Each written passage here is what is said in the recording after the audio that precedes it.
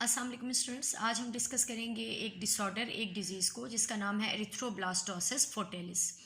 ये disease relate करती है आरएच ब्लड ग्रुप सिस्टम और एबीओ ब्लड ग्रुप सिस्टम से। तो वो स्टूडेंट्स जिन्होंने ये दोनों ही लेक्चर नहीं समझे हैं तो वो सबसे पहले वो दो वीडियोज़ को देख लें और अच्छे से समझ लें। इस डिजीज़ को समझने के लिए सबसे पहले हम ये डिस्कस करेंगे जो बेसिक कॉन्सेप्ट है। लाइक फीमेल है तो उसकी बॉडी में एग की प्रोडक्शन होती है, मेल है तो उसकी बॉडी में स्पर्म की प्रोडक्शन होती है। जब ये दोनों ही फ्यूज़ होते हैं तो आप तो बनता है जाइगोट, और जाइगोट करता है मदर बॉडी के अंदर डेवलपमेंट इन 9 मंथ।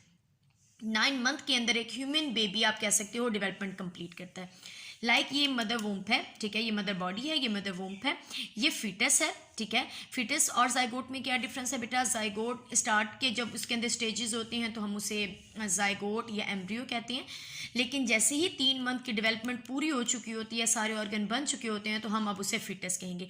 तो ये 6 to 7 मंथ का फीटस है।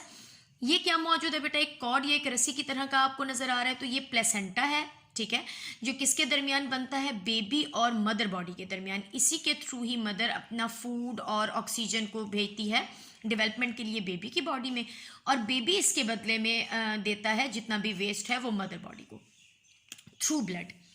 इसके लिए आपको जो डिजीज़ है उसको समझने के लिए कल के लेक्चर में जैसा कि हम पढ़ चुके हैं आरएच फैक्टर, तो आपको पता है कि आरएच ब्लड ग्रुप सिस्टम क्या है? ये डिपेंड करता है एक एंटीजन पर जो कि है आरएच एंटीजन। जिन बॉडीज़ में ये आरएच एंटीजन बनती है हम उसे पॉजिटिव कहते हैं, यानी कि पॉजिटिव ब्लड ग्रुप।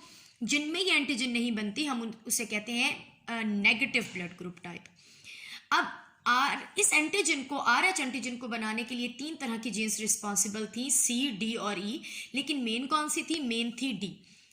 अब हर जीन की 2 अलील होती हैं, एक डोमिनेंट एक रिसेसिव, राइट। जहां डोमिनेंट है तो आरएच फैक्टर बनेगा और हम उसे कहेंगे आरएच पॉजिटिव। अगर स्मॉल डी है तो इसका मतलब ये है कि ये रिसेसिव ट्रेड है, रिसेसिव करेक्टर है, और इसमें एंटीजन नहीं बनेगा तो हम उसे कहेंगे नेगेटिव ब्लड ग्रुप टाइप। हमेशा जो कंडीशन होती है वो होमोजाइगस या हेट्रोजाइगस होती है। ये होमोजाइगस डोमिनेंट आरएच बनेगा, ये हेट्रोजाइगस डोमिनेंट, इनका भी ब्लड ग्रुप आरएच पॉजिटिव रहेगा। ये होमोजाइगस रिसेसिव, इसका ये मतलब है कि आरएच फैक्टर या एंटीजन नहीं बनेगी और ब्लड ग्रुप शो होगा आरएच नेगेटिव।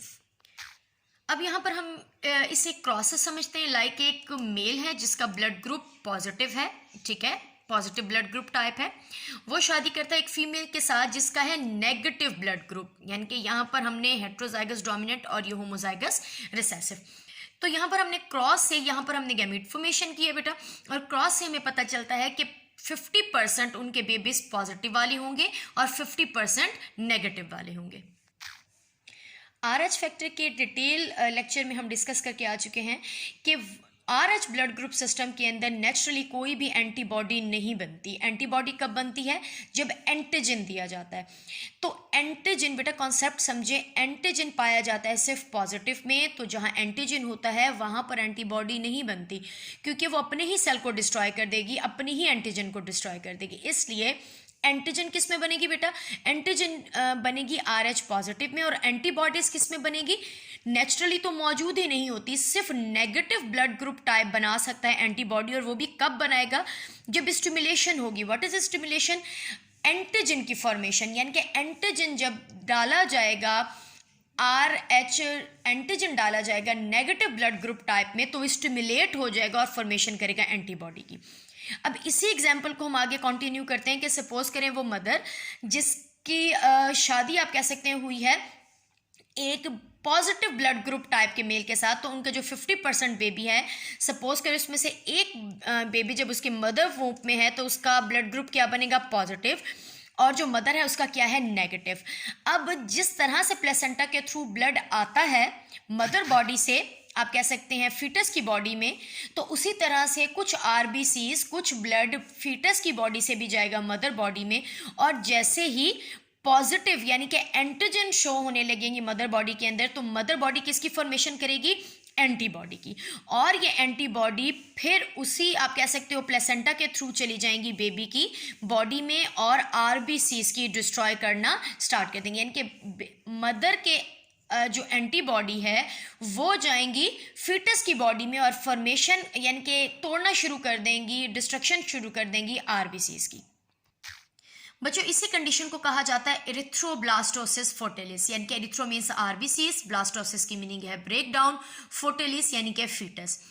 तो अगर हम डेफिनेशन देखते हैं, एरिथ्रोब्लास्टोसिस फोर्टिलिस इज हीमोलिटिक एनीमिया, यानी कि हीमोलिटिक की मतलब है बेटा जब आरबीसीज की डिस्ट्रक्शन होती है इन फीटस, फीटस के अंदर ब्लड की बहुत ज़्यादा कमी हो जाती है उसके आरबीसीज के टूटने की वजह से, क्योंकि कॉज्ड बाय, क्यों ऐसा होता है, transplacental transmission of maternal antibodies to fetal RBCs या रेड ब्लड सेल्स। तो होता क्या है, सेम वही कंडीशन, सेम वही जो हम अभी पढ़ के डिस्कस करके आ रहे हैं उसको अगर मैं रिवाइज करवाऊँ तो मदर है RH पॉजिटिव, RH नेगेटिव, उसके पास कोई भी आप कह सकते हो एंटीजन या एंटीबॉडी पहले से मौजूद नहीं है, लेकिन उसका हस्बैंड RH पॉजिटिव है, तो बनने वाला बेबी भी RH पॉजिटिव हुआ है। RH पॉजिटिव का ब्लड जब प्लेसेंटा के थ्रू जाएगा मदर बॉडी में, तो मदर बॉडी के अंदर एंटीजन एक्सपोज होने की वजह से बनने लग जाएंगी एंटीबॉडी। वही एंटीबॉडी कहाँ आएंगी, मदर बॉडी से यानी कि फीटस की बॉडी में, बेबी की बॉडी में, और डिस्ट्रक्शन करने लग जाएंगी उसके आरबीसीज को। जब उसके अंदर डिस्ट्रक्शन होगी तो सबसे पहले जब आरबीसीज बहुत ज़्यादा लेवल पर टूटेंगे बेटा तो लिवर पर इफेक्ट होगा, और इसका जो वेस्ट है वो जमा होने लगेगा स्प्लीन पर, जिसे हम तिल्ली कहते हैं। स्प्लीन पर जब कह सकते हैं डिस्ट्रक्टिव आरबीसीज जमा होंगी तो उसका साइज इंक्रीज हो जाएगा, लिवर को और ज़्यादा आरबीसीज की फॉर्मेशन करनी पड़ेगी, तो लिवर को काम ज़्यादा करने की वजह से उसका साइज भी इंक्रीज हो जाएगा। यानी कि ये बेबी आप कह सकते हो इसका लिवर भी बढ़ा हुआ होगा और इसके स्प्लीन का साइज भी बढ़ा होगा, यानी कि एक तरह की ये डिजीज है, एक तरह की ये डिसऑर्डर है। साथ में बहुत ज़्यादा आरबीसीज टूटने से आपको पता है बेटा बिलीरुबिन एक तरह का वेस्ट मटेरियल है, येलो कलर का पिगमेंट है या ग्रीन कलर का पिगमेंट है जो कि रिलीज होता है, और वो भी जब बेबी की बॉडी में रिलीज होगा तो बेबी की स्किन या फिर आप कह सकते हैं कि जो आईज है उनका कलर येलो हो जाएगा, जिस कंडीशन को हम कहते हैं जॉइंटिस।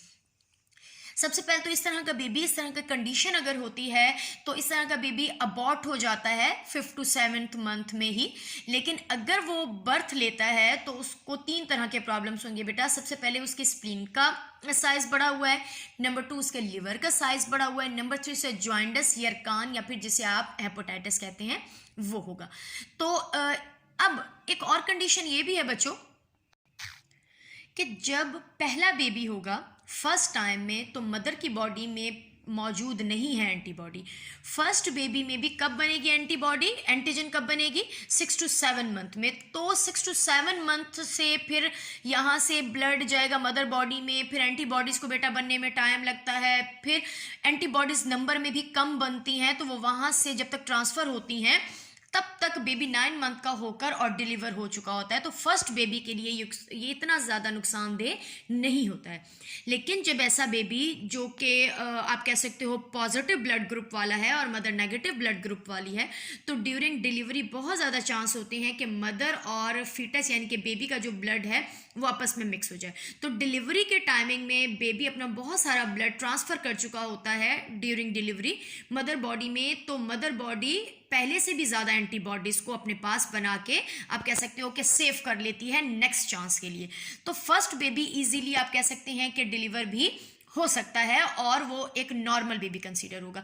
लेकिन नेक्स्ट बेबी जब भी पॉजिटिव वाला होगा, अगर वो नेगेटिव वाला है तो इतना इशू नहीं है, लेकिन अगर वो पॉजिटिव वाला है तो ये बहुत बड़ा इशू रहेगा, क्योंकि मदर बॉडी में पहले से कहीं ज़्यादा एंटीबॉडीज़ हैं और वो इस बेबी की डेवलपमेंट ही होने नहीं देंगी और वो स्टार्ट के ही मंथ में अबॉर्ट हो जाएगा। तो अगर हम इसका कह सकते हैं कि ट्रीटमेंट क्या है, तो इसकी ट्रीटमेंट होती है बेटा एंटी सीरम RH डाला जाता है। यानी कि सबसे पहले तो डॉक्टर ये डायग्नोज करता है, लाइक बहुत सारे बेबीज़ हैं इस तरह की मदर के जो कि अबॉर्ट होते रहते हैं, तो डॉक्टर को सबसे पहले ये आप कह सकते हो डॉक्टर डायग्नोज करेगा कि मदर का ब्लड ग्रुप क्या है, नेगेटिव है, तो बेबी का क्या बन रहा है, पॉजिटिव बन रहा है, जिसकी वजह से एरिथ्रोब्लास्टोसिस फोर्टिलिस की कंडीशन है। तो मदर को क्या दिए जाते हैं, मदर को एंटी सीरम RH दिए जाते हैं ताकि उसकी बॉडी में बनने वाले जो एंटीबॉडीज़ हैं वो डिस्ट्रॉय हो चुके हों, ठीक है। और ड्यूरिंग डिलीवरी भी उसको यही इंजेक्शन या यही सीरम दिया जाता है ताकि अगर डिलीवरी हो रही है और बेबी का blood group like RH positive है तो वो मिक्स ना हो, और अगर वो मिक्स हो चुका है तो मदर की बॉडी एंटीबॉडीज़ ना बनाए।